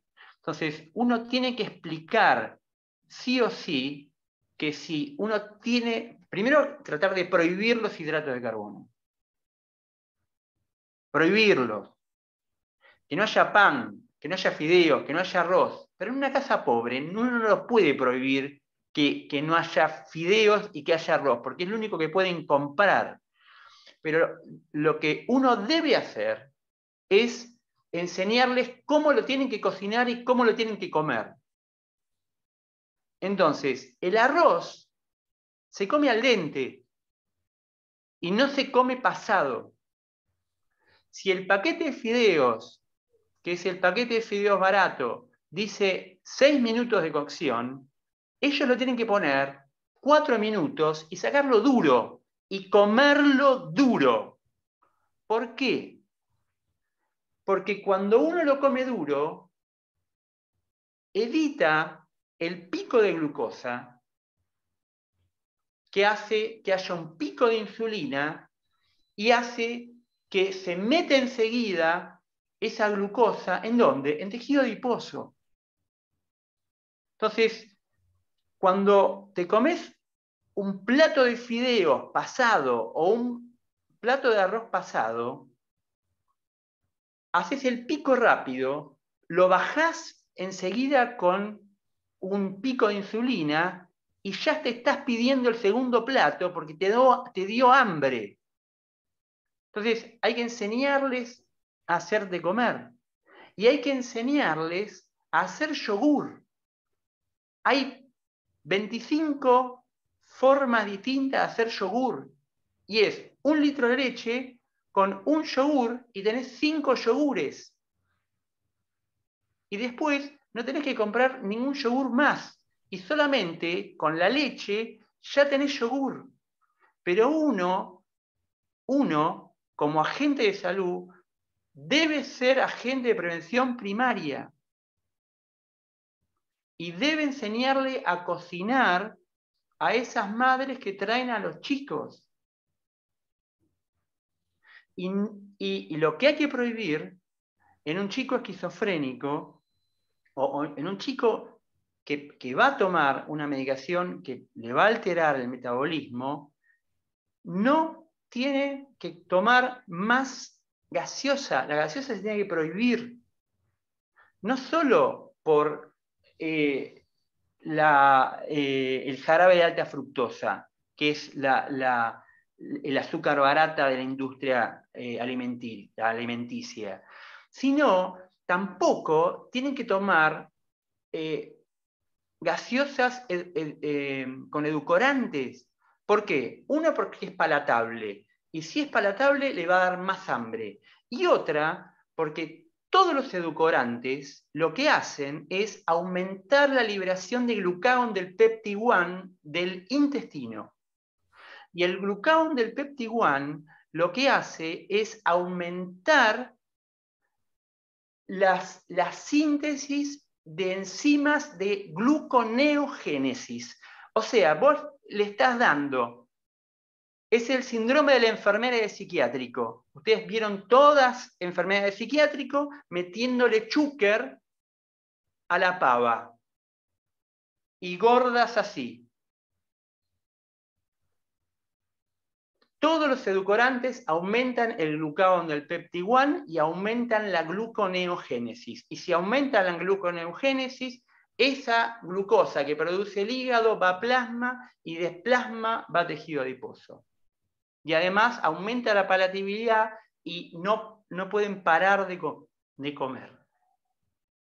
Entonces, uno tiene que hacer prevención nutricional. O sea, no tiene que haber más ni galletitas en la casa, no tiene que haber gaseosas. Tienen que cambiar de hábito. El consumo de huevo por ahí, ¿no? Que queda muy por fuera de vista la proteína del huevo, ¿no? Que está tan... Tienen que comer. El huevo es proteína barata. El pollo es proteína barata. Se me ocurría por ahí también, bueno, en otra población obviamente, ¿no? Pero la cuestión vinculada a la dieta cetogénica, que actualmente también muchos pacientes hacen de otra población, ¿no? De la hospitalaria, pero, ¿no? O las bajas en hidratos de carbono. Pero bueno, en el hospital obviamente que es un imposible. Por suerte el yogur está, el yogur con ciruelas viene. Así que ese está. pero el tema de enseñar y de prevenir, la verdad que sí, venimos bastante flojos, y el mito de los edulcorantes, bueno, me parece fundamental, ¿no? Como esto de por ahí pensar que es algo benigno y te está generando aumento de la palatabilidad, liberación de glucagón.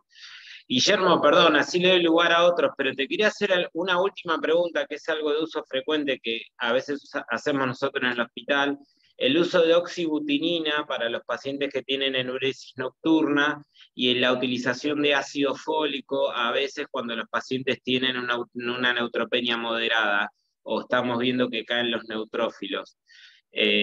Bueno, eso es algo muy por ahí del OSPI, no sé, digamos, el tema de la oxibutinina y del ácido fólico, si vos lo considerás o te parece que es algo demasiado controvertido o que no tiene la evidencia, no lo sé. La oxibutirina, yo no leí nada de oxibutirina. Tenés que ir al Tobar, entonces. Claro.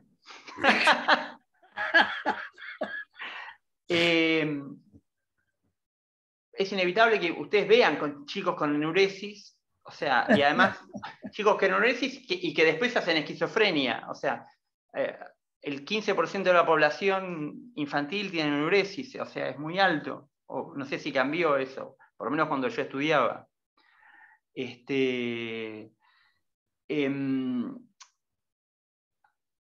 Hay una cuestión cultural que se da, que es el aprendizaje, y ese aprendizaje conductual de la regulación de esfínteres y el alerta, y eso, y bueno, yo creo que hay que ponerlo en práctica, tratar de hacerlo. Yo no conozco técnicas para trabajar con enuresis en chicos. Todas las medidas higiénicas que podamos implementar. Claro, sobre todo eso, ¿no? Ir a hacer pis antes de ir a acostarse, no tomar líquidos a partir de las 6, 7 de la tarde, eso. Y no... ¿Qué decías? Sí. ¿Qué decías con el huevo? El huevo es una fuente de proteína muy barata. Por ahora es la fuente de proteína más barata que hay. Y no solo de proteína, sino de calidad, porque tiene vitamina A, tiene complejo B, o sea que se puede comer huevo. Obviamente, un huevo por día no hay ningún problema. Y 2, si uno no tiene otra cosa, es preferible comer 2 huevos a comer fideo con nada. Claro, el tema es cómo hacer para comer sin tomar el café sin sacarina o... No, eso es hábito. Eso es hábito. Pero hay que tomarlo así amargo. Todo. Amargo. Además el café tiene rico gusto. Entonces si uno siente el café, el gusto de almendra que tiene el café, un café... Sí, está como los americanos, todo amargo. Claro. Está bien. Somos muy dulces todos nosotros. Sí. Guillermo. Bueno, no sé. Perdón, Roberto. No sé quiénes quieren hacer preguntas, aprovechar estos últimos minutos. O Cande, no sé si vos querías, o Roberto también quería hacer algún aporte. Yo quiero hacer un aporte, ¿puede ser? Sí, cómo no. Guillermo, quiero decirte que cuando yo tuve la granulocitosis, esa famosa, que me duró un mes y tuvimos que internarlo en el clínicas, y yo tuve el aval del laboratorio. El laboratorio me proporcionó todos los medicamentos para estimular la médula. Claro. O sea, se hizo responsable totalmente. Por eso cuando la doctora dice que en Tierra del Fuego no hay nadie que se haga responsable, ¿cómo se puede vender clozapina sin tener el aval del laboratorio? Sí. Tanto o Fabra, que es el que tenemos en el hospital, o la Penax, que es el original. Y en Tierra del Fuego tendrá que haber algún laboratorio que la empresa que vende la droga lo tenga allá en Tierra del Fuego, doctora. Educación se encarga. Antes de iniciar la clozapina hay que contactar al Ministerio de Salud de la provincia para que se gestione que llegue la clozapina. Antes de pedirla hay que garantizar que va a entrar a la isla. A la isla, acuérdense que es una isla y que para llegar al continente desde esta isla hay que pasar por territorio chileno, porque estamos aislados por territorio chileno, el estrecho de Magallanes no es argentino. Eso parece una tontera, pero cuando alguien dice algún colega cerca de Río Gallegos, yo estoy re cerca de Río Gallegos, pero si el paciente es pobre no va a llegar nunca a Río Grande, sí, porque tiene que venir por tierra. Bueno, la otra cosa es que si uno... hay un solo estudio que habla de si uno no puede dar clozapina. Hay un solo estudio de Meltzer de clozapina contra olanzapina a altas dosis. Es un estudio de un N bajo, de 40 pacientes nada más.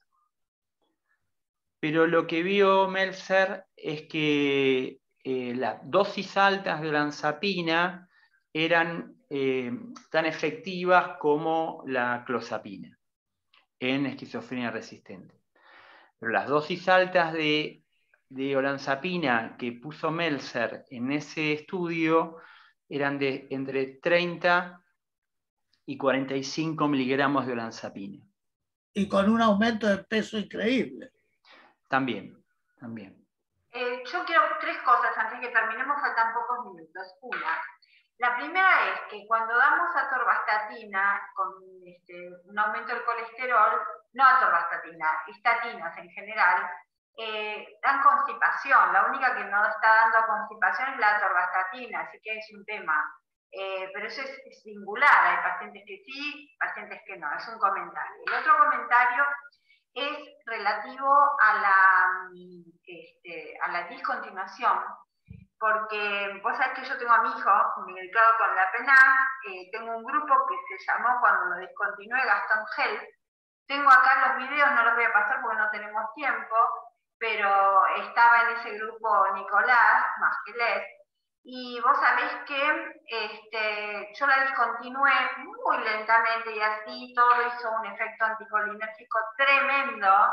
Le dimos nocinal, empeoró, le dimos benzodiazepina, empeoró, y después tuvimos paciencia, nada más que paciencia, y volvimos a restablecer la clozapina porque habían empeorado muchísimo los síntomas, y realmente tenía síntomas como de asfixia, de ahogo, en un movimiento totalmente irregular, anticolinérgico, ¿no? Porque creo que lo que se despiertan son alteraciones anticolinérgicas. Así que bueno, ahora Gastón por suerte está muy bien, pero la pasamos negra cuando tuvimos que discontinuar. Y la otra cosa es que con respecto a lo que mencionabas, en el caso de muchos pacientes que están con divalproato de sodio y clozapina y andan muy bien, y cuando se hace la discontinuación del divalproato por distintas razones, lo que hacemos es seguir el esquema de lo que es la dosis, que es la mitad de la motrigina para el que tiene divalproato. Entonces lo que hacemos para no dejarlo sin antiepiléptico y que no convulsive, que es muy común la comorbilidad de la esquizofrenia con epilepsia, es discontinuar 20% el divalproato de sodio e ir subiendo paulatinamente, como dice el protocolo, la motrigina hasta una dosis de la mitad, hasta que discontinúas completamente el divalproato de sodio, y luego nuevamente va, que te da tiempo la lamotrigina para subirlo, con lo cual no es necesario en este caso dar la benzodiazepina, y sí podemos hacer el trueque de una medicación por la otra. No sé si vos estás de acuerdo, pero eso es lo que solemos hacer acá. Sí, puede ser. Lo que pasa es que si uno pudiera hacer farmacogenética, sería bárbaro, porque uno no sabe quién es metabolizador lento, quién es metabolizador rápido. A veces uno puede saber qué concentración de valproato tiene. O sea, por suerte el valproato tiene una vida media corta, entonces rápidamente se elimina. Pero yo creo que es un riesgo. Se puede hacer, bajar a 20% del ácido valproico. 20% serían, si uno está dando 1500, son 250, 300 miligramos. Claro, tenés que darlo de pequeño o el de 125 porque encima no lo puedes partir. Claro. En el hospital, por lo general, si tenemos que cambiar, retiramos lentamente el ácido valproico, ponemos la benzodiazepina y empezamos a poner la lamotrigina. Con respecto hay cosas que de la práctica que no quiero dejar de decir. Porque uno puede hacer lío, o los pacientes pueden hacer lío. Si un paciente deja de tomar la medicación en menos de 48 horas, se puede restablecer a la misma dosis. ¿Está? Porque el estado estable son 7 días. Si un paciente deja de tomar entre 2 o 3 días, o sea, entre 48 y 72 horas, lo que uno hace es poner el primer día la mitad de la dosis y el segundo día el 75% de la dosis. Y si es bien tolerada, el tercer día poner la dosis plena. Si un paciente deja de tomar entre 3 días y una semana, uno empieza a titular de 25 miligramos por día. ¿Está?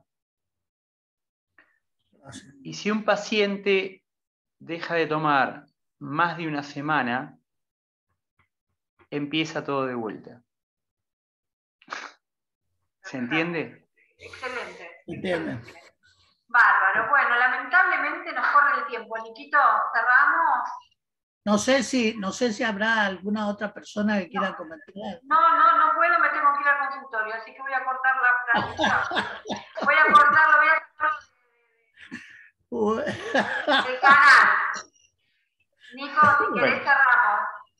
Bueno, Guillermo, muchísimas gracias y esperamos tenerte de vuelta porque vos sos todo lo que me enseñaste sobre tratamiento de los edulcorantes y de las pastas y de todo lo demás, yo no lo había escuchado nunca. Así que sos un gran dietólogo también. Bueno, gracias. No, un genio, la verdad, no quiero... ¿Está Nico o se fue? Nos abandonó. No, Nico se rajó.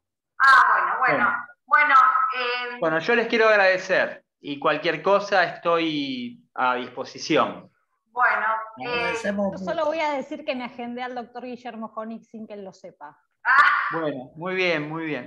No pedí permiso. Nosotros ya sabemos que vos sos un referente en el tratamiento de todo esto, realmente nos has aportado muchísimo.